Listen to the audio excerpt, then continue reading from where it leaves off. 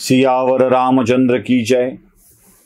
स्वर्गलोकामध्ये सगळ्या देवतांना भगवान विष्णूंनी आश्वस्त केलंय की रावणाच्या दुष्टक्रियेपासून या पृथ्वी तलाचं आणि देवतांचं रक्षण करण्यासाठी मी पृथ्वीवर अवतार घेणार आहे। पण या अवतार घेण्याआधी सगळ्या देवतांनी सहकार्य करण्यासाठी म्हणून पृथ्वी तलावर आपापला अवतार घेऊन जायचा आहे। मग वेगवेगळ्या लोकांना वेगवेगळ्या जबाबदाऱ्या देण्यात आल्यात। खर तर यज्ञपुरुष अग्निदेवता इतकी उत्सुक आहे ना, इतकी उत्सुक आहे, सोपं नाही हो। अरे देव जन्माला येणार आहे आणि त्या देव जन्माला येणाऱ्याचा अंश आपल्या दिव्य हाताने घेऊन जायचा आहे, महाराज दशरथांच्याकडे द्यायचा आहे आणि सांगायचं आहे, महाराज हे आपल्या पत्नीला खायला द्या आणि त्यातून देवाचा जन्म होणार आहे। काय प्रसंग आनंदाचा असेल ना, काय प्रसंग आनंदाचा असेल। अग्निदेवतेतला तो दिव्य पुरुष तर खूपच देवता खूपच उत्सुक आहे या सगळ्यासाठी। चला चला स्वर्गलोकामध्ये गलका सुरू झालाय, चला चला आता आपापल्या जबाबदाऱ्या घ्यायला सुरुवात करा। मग शेषनागांनी म्हटले देव तर नाही ते चाललेत, मलाही जाऊ दे। मग मलाही जाऊ दे तर कसं जाऊ दे? ते म्हणले आपलं काम देवाची सेवा करणं, कायम देवाची सेवा करण्यातच आपला जीव आहे, तेच आपलं काम आहे।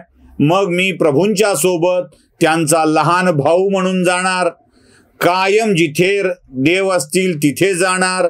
म्हणून लक्ष्मणाची जबाबदारी देण्यात आली आणि दुसरा छोटा भाऊ म्हणून जायचंय।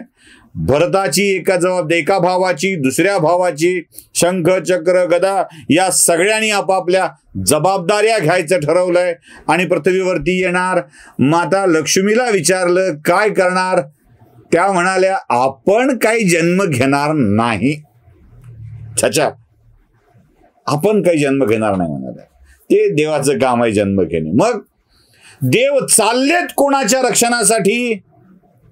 पृथ्वीच्या।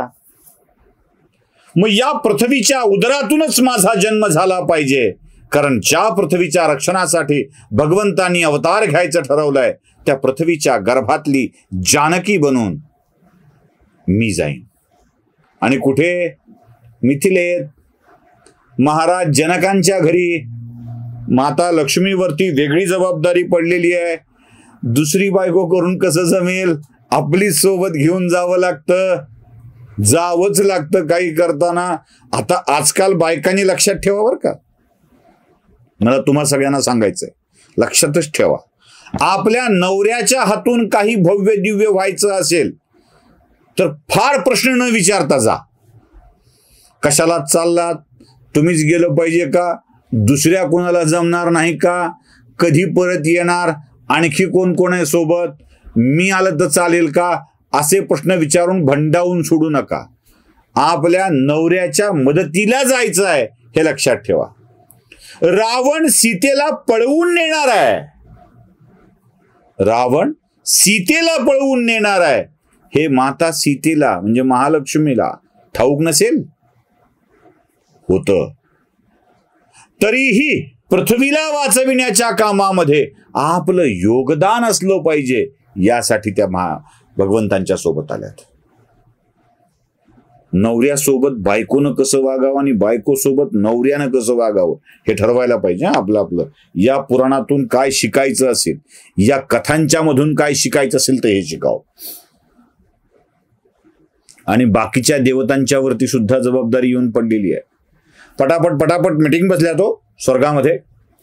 इंद्रदेव म्हणाले चला आपल्यावरही जबाबदारी आहे। मग इंद्राणी आपला अंश वालीच्या रूपानं पाठवलाय, कारण वालीच्या रूपानं अंश पाठवून अंगद नावाच्या पुत्राला जन्म घालायचा आहे आणि हा अंगद विशेष शक्ती घेऊन भगवंतांच्या सोबत द्यायचा आहे। जरा महाभारतामध्ये गडबड आहे बरं का। इंद्रांनी वालीचं रूप घेतलं आणि प्रभूच्या हाताने मरण स्वीकारलं। ते म्हणले आता सारखं सारखं नाही जमत, असं तुम्ही वाटतील तेव्हा मला जन्माला घालायचं आणि मारून टाकायचं, असं नाही जमणार। तुम्ही मग पुढच्या वेळेला मी तुमचा खास झालो पाहिजे। मग इंद्रानं आधी वालीचं रूप घेऊन प्रभूच्या हातानं मरण स्वीकारलं आणि पुन्हा मरण येऊच नये यासाठी प्रभूची कायम सोबत स्वीकारली, अर्जुनाचं रूप घेतलं। किती गडबड आहे बघा. इथे थेट प्रभूच्या दुश्मन होऊन आणि तिथे नरनारायण प्रभूचा खास मित्र बनून. सूर्याने प्रभूचा या वेळेला खास व्हायचा निर्णय घेतला. सुग्रीवाचं रूप घेतलं, सुग्रीवाच्या रूपानं जन्माला आले यावेळेला खास प्रभूंचे. महाभारतात मात्र नाही झालं तसं. ते कर्ण ते म्हणले आता नाही, ते वाली आणि सुग्रीव ह्याच्यामध्ये आलटापालटी करायची, म्हणले तुम्ही इकडं खास व्हाल तिकडं खास नाही. मग सूर्याने सुग्रीवाच्या रूपाने जन्म घेतलाय.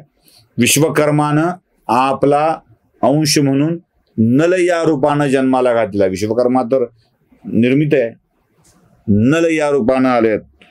अग्नीने नील या रूपात जन्म घेतलाय. अश्विनी कुमारांनी मैंद आणि द्विज या रूपात जन्म घेतलेला आहे. वरुणाने सुषेनाचं रूप घेतलेलं आहे. वेगवेगळ्या देवतांनी वेगवेगळ्या रूपात जन्म घ्यायचं ठरवलंय. आणि पवन देवता मात्र म्हणाल्या की माझा पुत्र जन्माला येईल, माझा अंश जन्माला येईल, पण तो फक्त माझा अंश नाही. एक खात्री द्या, सगळ्यांनी शक्ती दिली तर मी येतो आणि कायम प्रभूचा भक्त बनून राहतो. एक आदर्श वस्तुपाठ निर्माण करायचा. पवन पुत्र हनुमान जेव्हा जन्माला येतो तेव्हा रुद्र देखील आपली शक्ती देतात. रुद्र देखील आपली शक्ती देतात आणि विशेष आशीर्वाद विष्णूंचे आहे. सगळ्याच्या उरात धडकी भरेल असला जन्म आणि मग मारुती जन्माला येतात. प्रत्येक देवदेवता आपापली जबाबदारी स्वीकारतोय आणि पृथ्वी तलावर येण्याचा निर्णय घेतोय. इकडे तर वाटप सुरू आहे, कोणकोणत्या जन्माला यायचं, आणि इकडे पुत्रकामेष्ठी यज्ञ सुरू आहे. जावाई आपल्या सासऱ्याच्या पुत्र होण्यासाठी यज्ञाला बसलेले आहेत. कसला अनोखा यज्ञ आहे बघा. जावाईच आपल्या सासऱ्याला मुलगा व्हावा म्हणून यज्ञ करतोय. यज्ञाची आहुती चालू आहे. कौसल्या, सुमित्रा, कैकेयी या तीनही राण्या वाट बघतायत कधी एकदा. कारण पुत्र आपल्या पोटी यावा असं प्रत्येकीला वाटतंय, पण पुत्राची प्राप्ती होत नाहीये. त्या हात जोडून आपल्या नवऱ्याच्या हाताला हात लावून एक एक अर्घ यज्ञामध्ये टाकतायत आणि देवाची करुणा भागतायत. कृपा कर देवा, कृपा कर देवा, आम्हाला एक असा पुत्र जन्माला दे आमच्या पोटी, ज्या पुत्रामुळे आमचा तिन्ही लोकी झेंडा लागेल. देवा कृपा कर, देवा कृपा कर. अंतरातून ती प्रार्थना चालली आहे. यज्ञ टिपेला पोचलाय. मंत्रांचा ध्वनी उच्चारावात चालू आहे. पूर्णाहुतीची वेळ आली आहे. इदन्न मम म्हणून पूर्णाहुती पडली आहे आणि ती पूर्णाहुती पडल्याबरोबर एक तेजपुंज अग्निपुरुष त्या यज्ञज्वाळातून बाहेर पडतोय. दशरथ हात जोडून उभे आहेत. यज्ञपुरुषाच्या हातामध्ये एक असा घडा आहे, ज्या घड्याला दशरथाच्या हातात देऊन यज्ञपुरुष सांगतोय, दशरथा घे हे पायसदान, यात खीर आहे. या खिरीचे समान वाटे करून तू तुझ्या पत्नींना खाऊ घाल, तुला पुत्रप्राप्ती होईल. यज्ञदेवतेचा हा आशीर्वाद ते पायसदान दशरथ हाती घेतोय. डोळे डबडबलेत. प्रत्यक्ष देवानी आपल्याला आशीर्वाद द्यावा. दशरथाला अत्यंत आनंद झालाय. तीनही राण्या आनंदलेल्या आहेत. आता अयोध्येला राजपुत्र मिळणार याची खात्री वाटू लागली आहे आणि दशरथांनी हे पायसदान आपल्या पत्नीला देण्याचा निर्णय घेतलेला आहे. काय होतंय, प्रभू रामचंद्रांचा जन्म कसा होतोय ते बघूया पुढच्या भागामध्ये. सियावर रामचंद्र की जय.